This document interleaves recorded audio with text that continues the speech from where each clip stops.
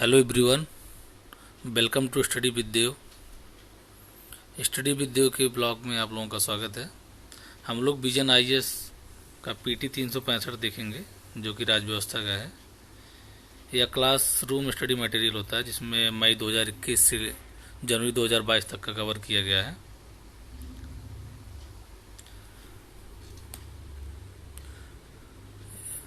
ये लगभग 9 पार्ट में है और 78 पेज का। तो हम लोग कुछ स्पीडली इसको पढ़ेंगे ताकि जल्दी से ख़त्म हो जाए।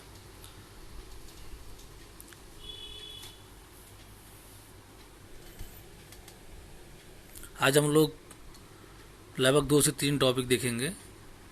जैसे इसमें पहला है संविधान से संबंधित मुद्दे, इसी में हम लोग 3 या 2 टॉपिक देखेंगे। और बाकी अगर आगे आप लोगों को देखना रहेगा तो आप लोग को कमेंट करिएगा, तो हम आगे भी इस सीरीज़ को जारी रखेंगे।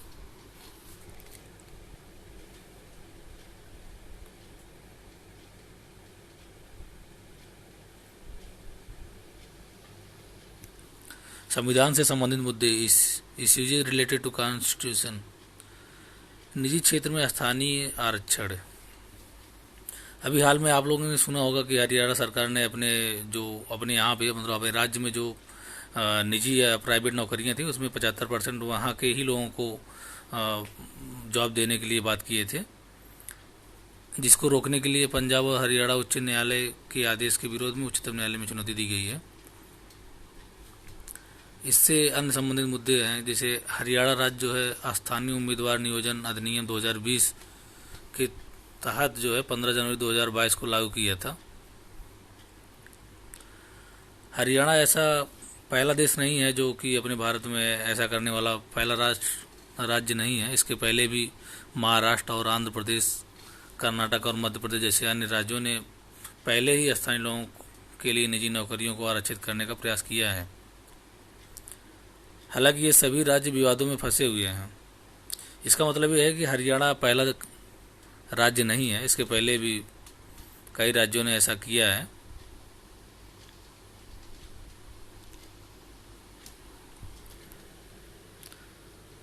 सन्स ऑफ द सॉयल या भूमिपुत्र के लिए कानून के मुद्दे संबंधित जानकारियाँ। मध्य प्रदेश सरकार ने वर्ष 2020 में सभी सरकारी नौकरियों को राज्य के युवाओं के लिए आरक्षित कर दिया था।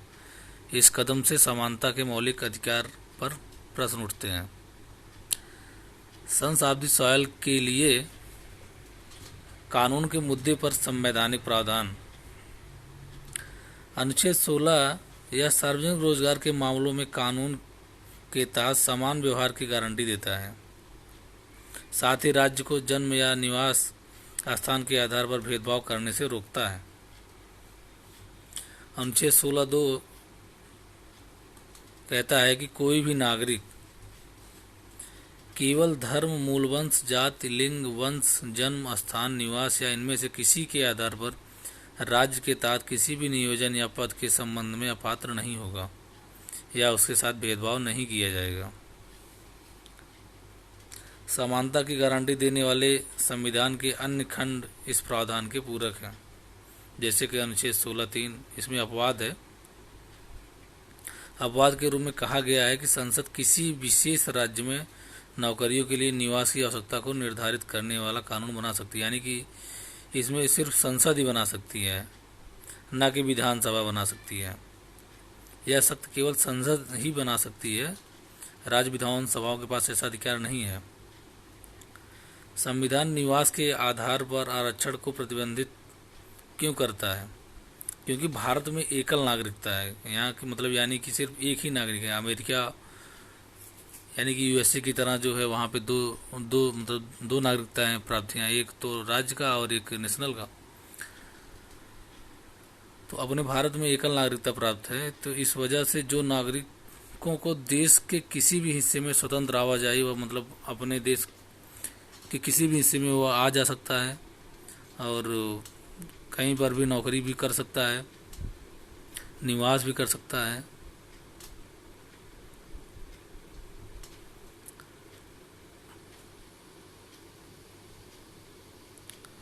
भूमिपुत्रों के लिए कानून के मुद्दे पर न्यायालय की राय। थोड़ा सा इम्पोर्टेंट है, इसको देख लेना जरूरी रहता है। 1984 में डॉक्टर प्रदीप जैन बनाम भारत संवाद में न्यायालय ने यह राय व्यक्त की थी कि ऐसी नीतियां संवैधानिक होंगी, लेकिन इस पर स्पष्ट नियम नहीं दिए क्योंकि मामला समानता के अधिकार के विभिन्न पहलुओं पर आधारित था। 1995 में सुनंदा रेड्डी बनाम आंध्र प्रदेश राज्यवाद में उच्चतम न्यायालय ने राज्य की नीति को रद्द करने के लिए प्रदीप जैन मामले की टिप्पणी की पुष्टि की थी। इस नीति में शिक्षा के माध्यम के रूप में तेलुगु का अध्ययन करने वाले उम्मीदवारों को 5 अतिरिक्त वेटेज दिया गया था। 2002 में उच्चतम न्यायालय ने राजस्थान में सरकारी शिक्षकों की नियुक्ति को अमान्य घोषित कर दिया था। इसमें राज्य चयन बोर्ड ने संबंधित जिले के या ग्रामीण क्षेत्रों से संबंधित आवेदकों को वरीयता दी थी। 2019 इलाहाबाद उच्च न्यायालय ने उत्तर प्रदेश अधीनस्थ सेवा चयन आयोग द्वारा एक भर्ती अधिसूचना को रद्द कर दिया था। इसमें उन महिलाओं को वरीयता दी गई थी जो केवल उत्तर प्रदेश के मूल निवासी थी। हम लोग 1.2 देखेंगे, अन्य पिछड़े वर्गों का उपवर्गीकरण। केंद्रीय मंत्रिमंडल ने केंद्रीय सूची में अन्य पिछड़े वर्गों के भीतर उपवर्गीकरण की संभावना की जांच हेतु एक समिति गठित की है, जो कि न्यायमूर्ति जी रोड़ी इसकी अध्यक्ष हैं और इनके कार्यकाल को 6 माह के विस्तार की स्वीकृति भी प्रदान की है। ओबीसी आरक्षण की पृष्ठभूमि यानी कि पहले भी क्या हुआ है इसके बारे में भी हम लोग देख लेते हैं। 1953 में काका कालेलकर की अध्यक्षता में प्रथम पिछड़ा वर्ग आयोग का गठन हुआ था और 1979 में बीपी मंडल की अध्यक्षता में द्वितीय पिछड़ा वर्ग आयोग का गठन हुआ था। 1992 में अनुच्छेद 16(4) के तहत ओबीसी के लिए 27% आरक्षण का प्रावधान किया गया।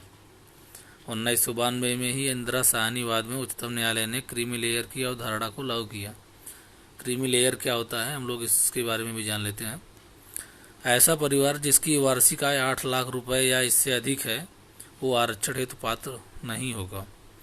क्रीमी लेयर शब्द का पहली बार प्रयोग वर्ष 1971 में सत्तानाथम आयोग ने किया था। इंदिरा साहनीवाद में आरक्षण के लिए निर्धारित की गई अन्य शर्तें। आरक्षण सामाजिक व शैक्षिक रूप से पिछड़े वर्गों के लिए उपलब्ध होगा। ऊर्ध्वाधर यानी कि वर्टिकल आरक्षण पर 50% की ऊपरी सीमा होगी। पदोन्नति में कोई आरक्षण नहीं होना चाहिए। न्यायमूर्ति जी रोड़ी आयोग। केंद्र सरकार ने 2017 में भारतीय संविधान के अनुच्छेद 340 के तहत 340 यानी कि जो भारतीय संविधान का अनुच्छेद 340 है पिछड़े वर्गों की स्थितियों की जांच के लिए आयोग की नियुक्ति की शर्त निर्धारित करता है। इसके तहत न्यायमूर्ति जी रोड़ी की अध्यक्षता में 4 सदस्यीय आयोग का गठन किया था। इसका उद्देश्य था कि ओबीसी के मध्य जो है आरक्षण के लाभों का न्याय संगत बंटवारा करना है। अन्य पिछड़ा वर्ग एक सामूहिक शब्द है। इसका उपयोग सरकार द्वारा उन जातियों को वर्गीकृत करने के लिए किया जाता है जो शैक्षिक या सामाजिक रूप से वंचित हैं। ज्ञातव्य है कि ओबीसी को सामाजिक और शैक्षिक रूप से पिछड़ा वर्ग कहा जाता है। आयोग का अधिदेश। केंद्रीय ओबीसी सूची के संदर्भ में जातियों या समुदायों के बीच आरक्षण के लाभों अर्थात नौकरियों और शिक्षा में 27% आरक्षण के असमान वितरण की सीमा की जांच करना है। ओबीसी के उपवर्गीकरण के लिए वैज्ञानिक दृष्टिकोण में तंत्र, मानक शर्तें और मापदंड तैयार करना है। आयोग ने ओबीसी की 4 उप श्रेणियों 1, 2, 3 और 4 में विभाजित करने और 27% को क्रमशः 2, 6, 9 और 10% में विभाजित करने का प्रस्ताव दिया है। राष्ट्रीय पिछड़ा वर्ग आयोग के अनुसार 11 राज्यों, केंद्र शासित प्रदेशों आंध्र प्रदेश, तेलंगाना, पुडुचेरी, कर्नाटक, हरियाणा, झारखंड, पश्चिम बंगाल, बिहार, महाराष्ट्र, राजस्थान और तमिलनाडु ने राज्य सरकार के स्वामित्व वाले स्थानों में आरक्षण के लिए ओबीसी को उपवर्गीकृत किया है।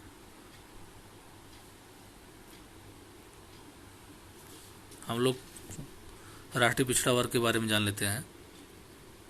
राष्ट्रीय पिछड़ा वर्ग आयोग को राष्ट्रीय पिछड़ा वर्ग आयोग अधिनियम 1993 के अंतर्गत एक संवैधानिक निकाय के रूप में गठित किया गया था। 102वें संविधान संशोधन अधिनियम के माध्यम से इसे एक संवैधानिक निकाय संविधान में एक नया अनुच्छेद 338 भी जोड़कर बना दिया गया है। इस आयोग ने मुख्य कार्य जो है, इस आयोग द्वारा निष्पादित मुख्य कार्य जो है, आरक्षण लागू न होने, आर्थिक शिकायतों, हिंसा आदि से संबंधित परिवादों या शिकायतों के मामले में नागरिक आयोग के समक्ष अपनी समस्याएं प्रस्तुत कर सकेंगे। दूसरा है अधिकारों एवं सुरक्षा उपायों से वंचित करने संबंधी शिकायतों की जांच करना।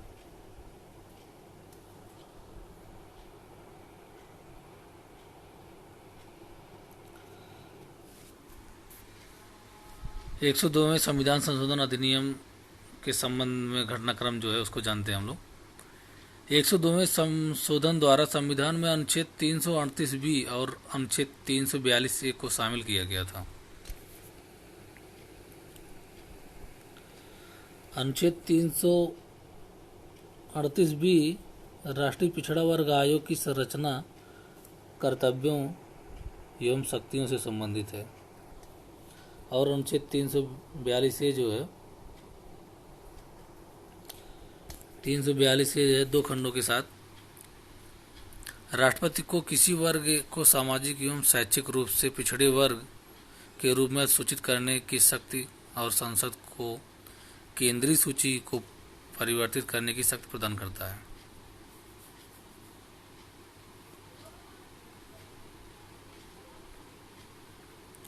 हाल ही में सामाजिक न्याय एवं अधिकारिता मंत्रालय ने अनुच्छेद 342 में संशोधन किया।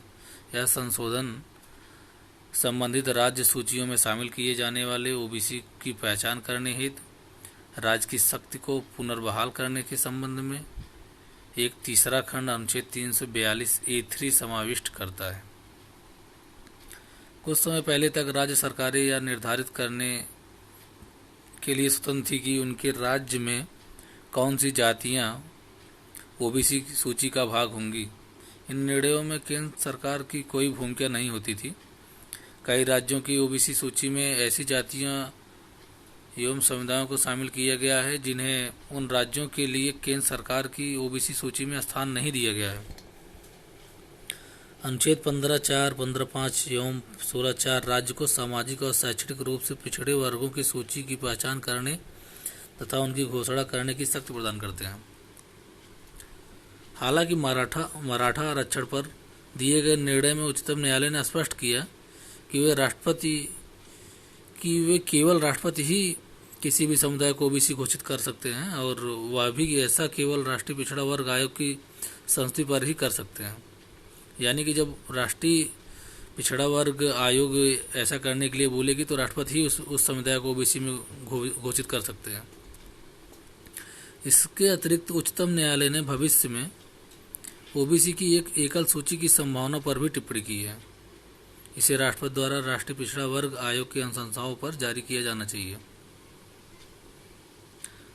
अन्य संबंधित तथ्य: अन्य पिछड़ा वर्ग ओबीसी और आर्थिक रूप से कमजोर वर्ग इकोनॉमिकल वीकर सेक्शन यानी कि जो ईडब्ल्यूएस है, चिकित्सा पाठ्यक्रमों के लिए अखिल भारतीय कोटा योजना के अंतर्गत कोटा प्राप्त कर रहे हैं। केंद्रीय स्वास्थ्य एवं परिवार कल्याण मंत्रालय ने राज्य द्वारा संचालित मेडिकल और डेंटल कॉलेजों के लिए स्नातक एवं स्नातकोत्तर पाठ्यक्रमों में प्रवेश हेतु ऑल इंडिया कोटा के तहत ओबीसी के लिए 27% तथा ईडब्ल्यूएस के लिए 10% आरक्षण की घोषणा की है। ऑल इंडिया कोटा योजना वर्ष 1986 में आरंभ की गई थी। इसका प्रयोजन किसी भी राज्य के छात्रों को किसी अन्य राज्य के प्रतिष्ठित मेडिकल कॉलेज में अध्ययन के लिए अधिवास प्रमाण मुक्त व योग्यता आधारित अवसर उपलब्ध करवाना है। इसमें सरकारी मेडिकल कॉलेजों में यूजी यानी कि अंडर ग्रेजुएशन सीटों का 15% और पीजी सीटों का 50% शामिल है। इससे पहले वर्ष 2007 में ऑल इंडिया कोटा योजना में कोई आरक्षण नहीं था। वर्ष 2007 में योजना के तहत अनुसूचित जाति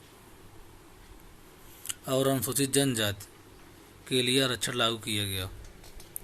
अनुच्छेद 15 और शिक्षा के लिए विशेष प्रावधान।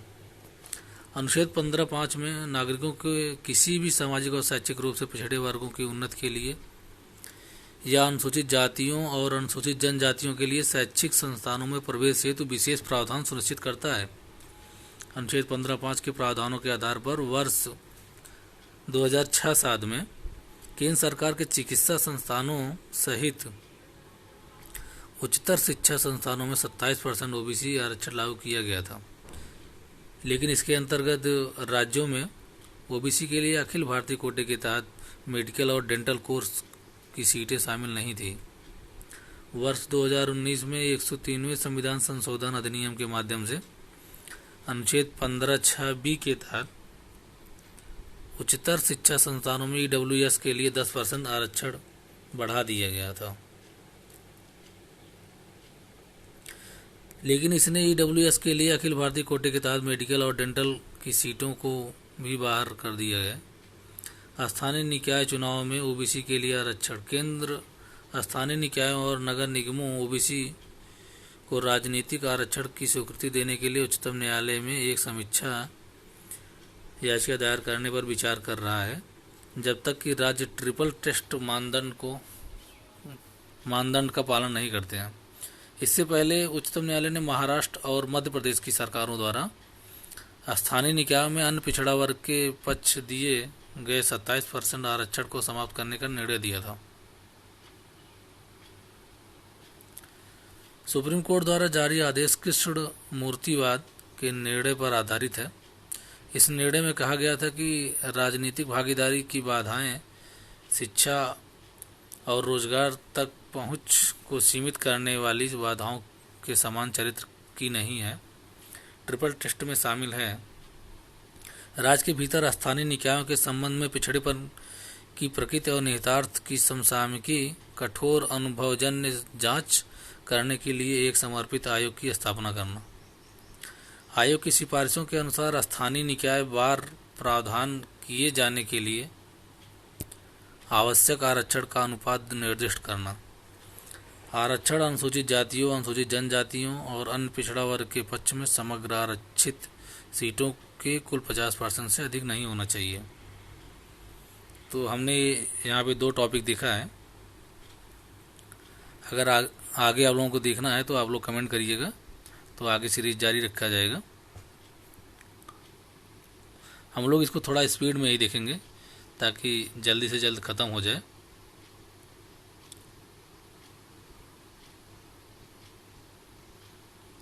वैसे इसमें पीटी के लिए ही मतलब टॉपिक वाइज फैक्ट ही ज़्यादा रहते हैं, तो इसमें बहुत कुछ सॉर्ट करना ज़रूरी नहीं रहता है, क्योंकि पीटी में हम लोगों को फैक्ट ज़्यादा जानना रहता है। तो चलिए ठीक है, वीडियो को हम लोग यहीं पे समाप्त करते हैं। आप लोग चैनल को सब्सक्राइब कर सकते हैं। धन्यवाद वीडियो को देखने के लिए।